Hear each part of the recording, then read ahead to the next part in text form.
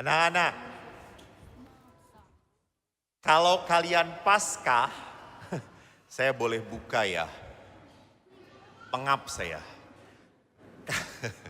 Kalau Paskah, apa yang muncul? Simbol apa yang muncul dalam masa Paskah?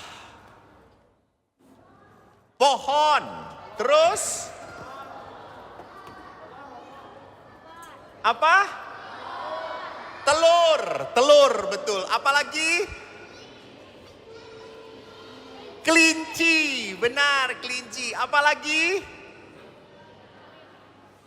Salib, apalagi? Lilin Paskah. Lilin lambang gelap kalau tidak dinyalakan.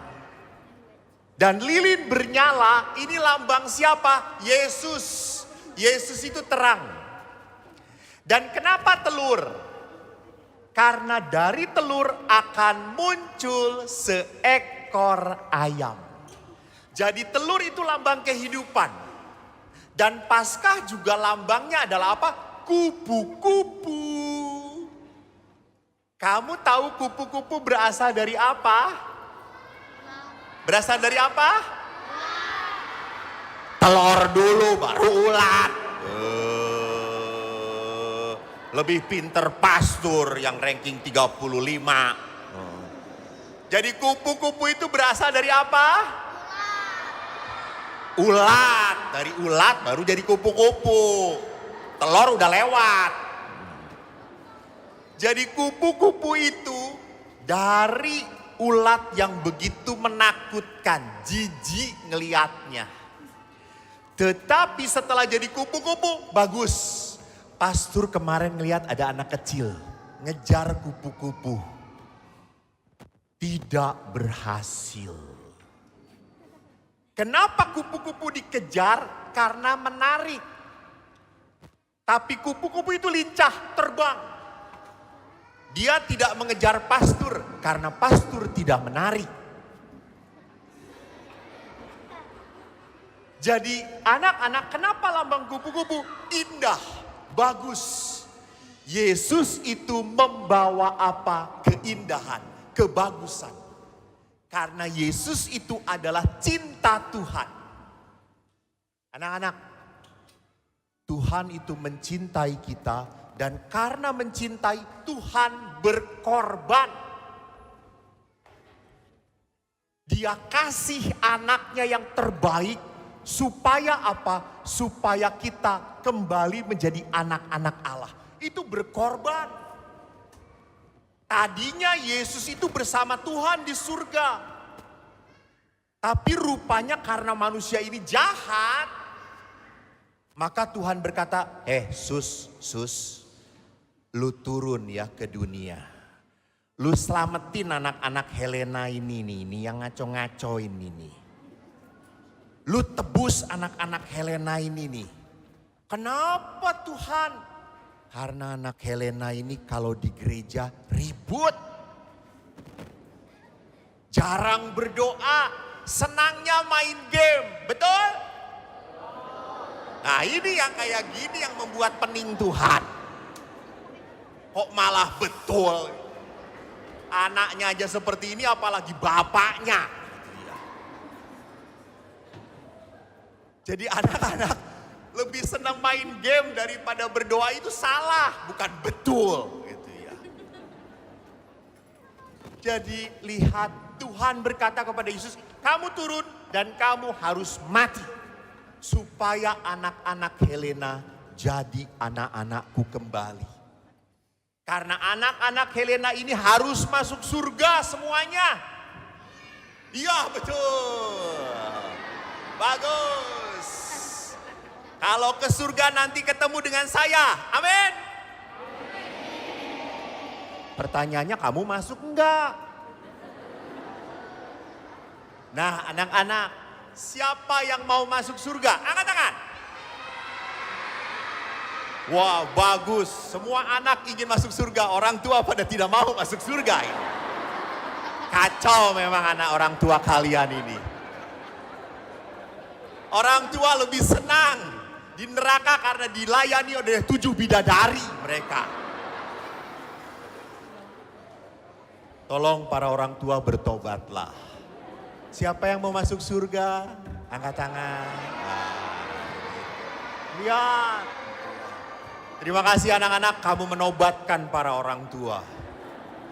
Nah, kalau anak-anak, kalau mau masuk surga itu tidak bisa langsung masuk begitu saja. Saya masuk surga, gak bisa. Kamu harus seperti Bapa mengirim Yesus supaya menderita. Kamu harus menderita. Bagaimana caranya, Romo? Apakah saya harus disalib bersama Yesus? Jangan. Sakit. Bagaimana cara menderitanya supaya kita masuk surga? Kamu harus menjadi anak yang taat pada orang tua. Sekarang di sini yang datang dengan orang tua, tatap wajah orang tuamu, lihat wajah orang tuamu. Sudah? Oke, sekarang setelah melihat orang tuamu, lihat pastor. Lebih bahagia siapa? Pastor atau orang tuamu? Pastor ya? Iya, karena orang tuamu pusing punya kamu.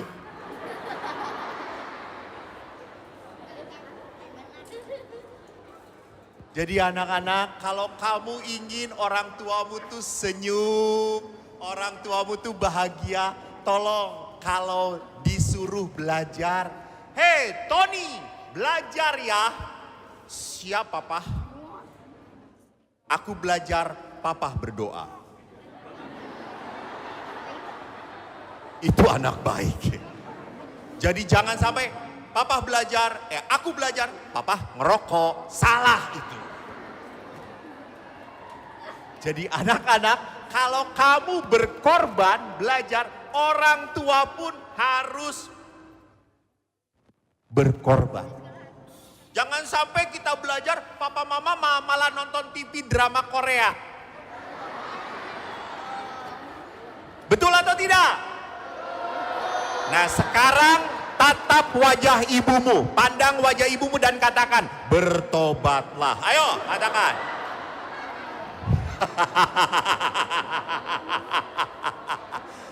Anak-anak, yang harus banyak bertobat itu kamu, bukan orang tuamu. Jadi anak-anak, ingat, kalau kamu mencintai orang tuamu, gak mungkin kamu seenaknya saja. Kamu kalau mencintai orang tuamu, kamu pun harus berkorban. Karena orang tuamu pun sudah capek bekerja. Mereka ayah kamu dari pagi, ayam pastur balok aja belum bangun. Papa mama kamu sudah bangun, sudah menyiapkan makanan. Sudah membereskan rumah. Ayah sudah pergi macet-macet ke kantor. Capek di kantor, pulang ke rumah, lihat kamu yang sedang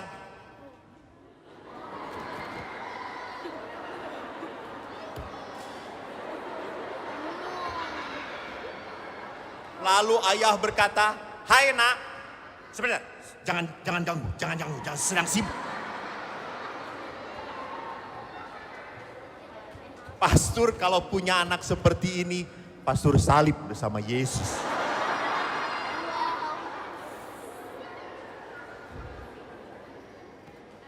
Jadi anak-anak, bayangkan papa kamu sudah capek-capek, kamu asik main game. Sedih gak papa kamu?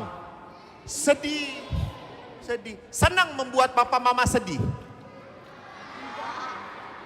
Kalau tidak, maka kalau ayah ibu pulang sudah di rumah, taruh tuh handphone, taruh tuh mainan, taruh tuh gadget. "Hai papa. Papa seneng gak kerja? Capek ya? Papa, aku buatkan minum ya." Itu anak baik. Sebelum disuruh belajar, "Papa, aku mau belajar." Papa makan. dengan mama pacaran dulu. Aku tidak akan mengganggu. Jadi anak-anak, kalau kamu mencintai orang tuamu, lakukan seperti Tuhan mencintai kita. Maka sekarang jadilah anak-anak yang membawa sukacita Paskah bagi orang tuamu. Siap kamu? Siap atau tidak? Baik, kalau siap, anak-anak semua nyanyi bersama pastor. Berdiri semuanya. Yang merasa anak-anak berdiri. Yang merasa kekanak-kanakan keluar. Kamu tahu lagu Kasih anak-anak?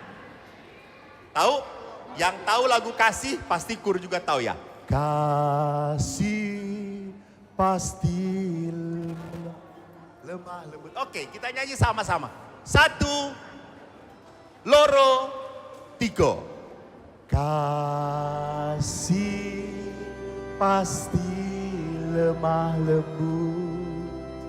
Kasih pasti memaafkan. Kasih pasti murah hati. Kasih-Mu Tuhan, ajarilah kami. Ajarilah kami ini saling. Nah,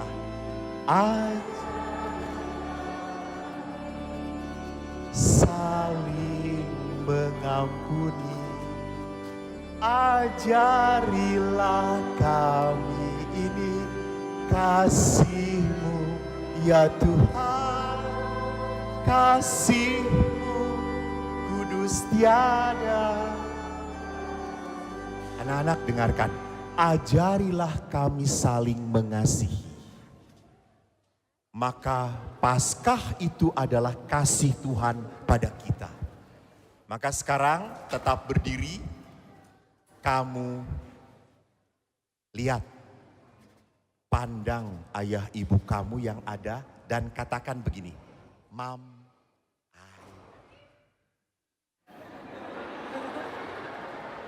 Oke, sekarang pandang ayah ibumu, katakan, Mom, Pap, I love you. 1, 2, 3, mulai.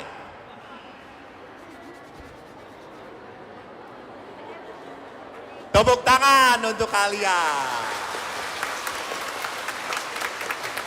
Silakan duduk, terima kasih. Saya terharu karena saya tadi melihat ada ibu-ibu melihat saya. Pastor, I love you. Lalu saya berkata, capek deh.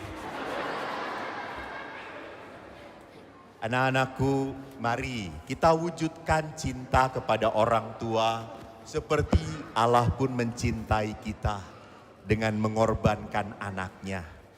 Kita berani berkorban, kita berani capek karena orang tua pun sudah berkorban untuk kita.